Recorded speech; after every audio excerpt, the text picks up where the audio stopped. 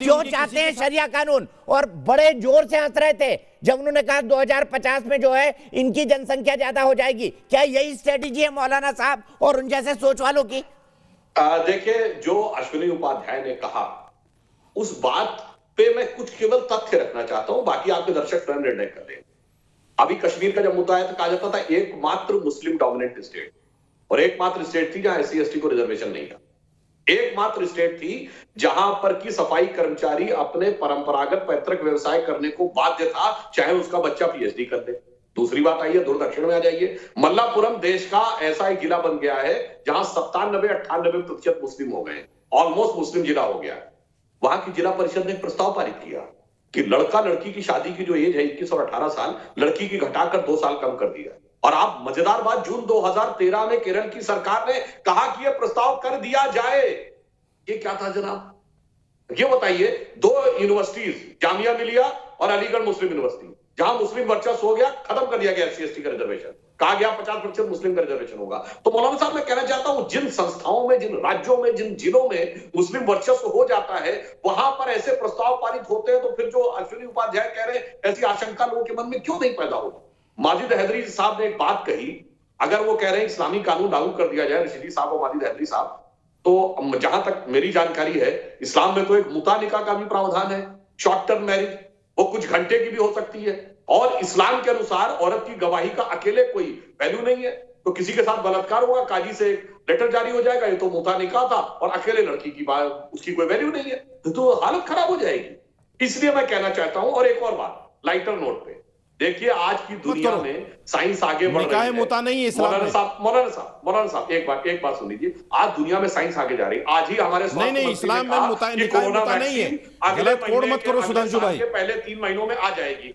America में corona vaccine 12 तारीख को आने वाली है। अभी कई इस्लामिक देशों और संगठनों ने कहा था कि हम फ्रांस का बहिष्कार करेंगे। मैं विनम्रता से पूछना चाहता हूं, कोरोना वैक्सीन या तो अमेरिका में आने वाली है, जिसको अपना सबसे बड़ा दुश्मन मानते हैं, या रूस ने निकाली है जो खुलेआम इस्लामिक टेररिज्म की बात करता है, या यूरोप है उस दौड़ में जिसके बारे में आप कह चुके हैं हम बहिष्कार करेंगे, या फिर इजराइल है, या फिर भारत है। बताइए, 56 इस्लामिक देश है, ये तो कह रहे हैं कि हम तीसरे ट्रायल पे। किस इस्लामिक देश में कोरोना वैक्सीन का पहला ट्रायल भी हुआ? सोचिए, इस पे गौर से सोचिए। या जिनको आप काफिर कहेंगे उससे वैक्सीन लगवाएंगे, फिर आप कहेंगे फिर हम काफिरों के खिलाफ लड़ाई लड़ेंगे। ये मुस्लिम समाज को सोचना पड़ेगा कि दुनिया में जबकि मुस्लिम देश ऐसे हैं 12-13 जिन पे पैसा बरस रहा है पैसा मिडिल ईस्ट, आप चाहे क्या क्या रिसर्च नहीं कर सकते, पर क्यों नहीं कोरोना वैक्सीन की रिसर्च पे कोई मुस्लिम देश है? इसी जहनियत ने कब्जा कर रखा है इस पे। इस वजह से किसी कंस्ट्रक्टिव काम में आगे नजर नहीं आते। अब बताइए, बम विस्फोट कर लेंगे, कोई विस्फोटक आज तक किसी दीपक में जवाब दूंगा, मुझे जवाब देने। बिल्कुल जवाब दीजिएगा मौलाना जी। हवाई जहाज किसी ने बनाया, ये बताइए, मिसाइल किसी ने बनाया, असॉल्ट राइफल किसी ने बनाई? कि सब लेंगे किससे? जिनको घोर काफिर कहते हैं, चीन से लेंगे, इजराइल की बनी हुई, अमेरिका की बनी हुई, और उसके बाद कहते हैं साहब हम तो ईमान की लड़ाई लड़ रहे हैं। अरे सोचिए तो, कहां ईमान है और कहां पे ईमानदारी है, कहां पे ईमानी है अपने ईमान के?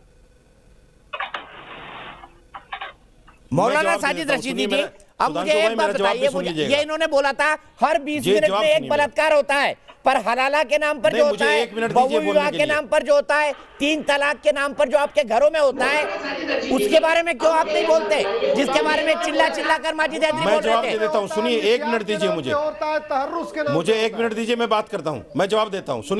सुनिए, देखिए, हमारे यहाँ हलाला जैसी कोई चीज नहीं है। अगर हलाला है जो आजकल चलन में है, हम उसको रेप मानते हैं। सुन लीजिए उस बात को, बार इस्लाम के ऊपर गलत मत होइए। दूसरे जैसे सुधांशु भाई ने कहा कि घोर काफिर, बचाने के लिए घोर काफिर क्या होता है मेरे भाई? काफिर कहते हैं जो अल्लाह को इनकार करे। पूछ लो कौन सी गोद में भागे यार, अच्छी बात जाने दिया करो, अच्छी बात जाने दिया करो भाई, अच्छी बात जाने दिया करो। आप झूठ का आडंबर अच्छी बात जाने दिया करो यार। जैसे लोग 1.5 घंटा डिबेट करते हुए अच्छी बात हलाला होना चाहिए। 1.5 घंटे में 1 मिनट तो अच्छी बात जाने दिया करो। सुनिए दीपक जी, देखिए, घोर काफिर कुछ नहीं होता सुधांशु भाई। अरे दीपक जी, काफिर कहते हैं जो अल्लाह को इनकार करे, उसे कहते हैं काफिर। इसमें घोर कुछ नहीं होता। इस्लाम तो ये सिखाता है कि वो मुसलमान हो ही नहीं सकता जो खुद पेट भर खाए और उसका पड़ोसी जो है भूखा रह जाए। इस्लाम तो ये सिखाता है, इस्लाम कभी तो ये आपके कहता शाहीन है बाग में कि अगर कुदरती रास्ते में बिरयानी कांटा आती पड़ा थी। हुआ है उसको हटा कभी दीजिए, शाहीन बाग में उसको नेकी कुदरती बिरयानी मिलेगी। आती थी। इस्लाम तो ये कहता है क्या होता है काफिर और काफिर के हाथ के खाना। हम यहाँ हिंदुस्तान में हैं, अरे कौन आप दीपक मुझे जी। बताइए, सारी चीजें तो हम आपके हाथ की खा रहे हैं।